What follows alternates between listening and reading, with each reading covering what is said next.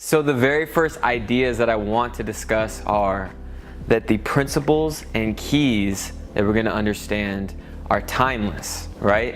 They do not change with the equipment that you're using or the editing software that you're using or whatever the new technology is that's currently out.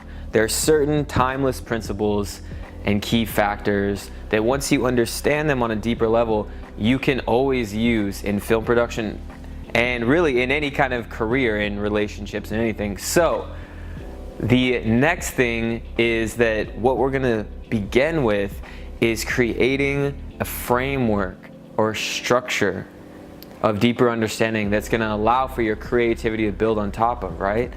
A lot of things that other tutorials and that people don't really talk about is, you have a very specific DNA and a structure and a personality that makes you who you are, right?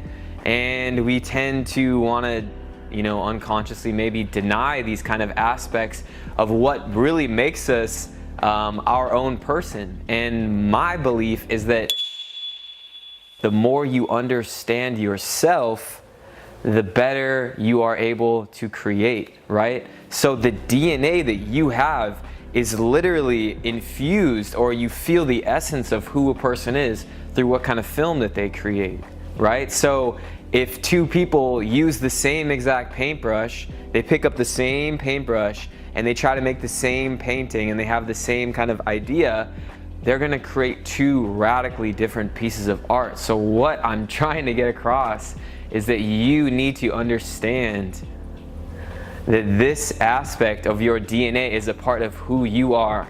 And the more that you become aware of that and the more that you understand that, the more you can instill that essence of your personality and your way of being into your artwork, right? So a little bit, if this discussion just aids to open up your mind a little bit before we even get into the filmmaking, that you are primary and what you create is secondary, you will be light years ahead of the competition and ahead of the other people creating content.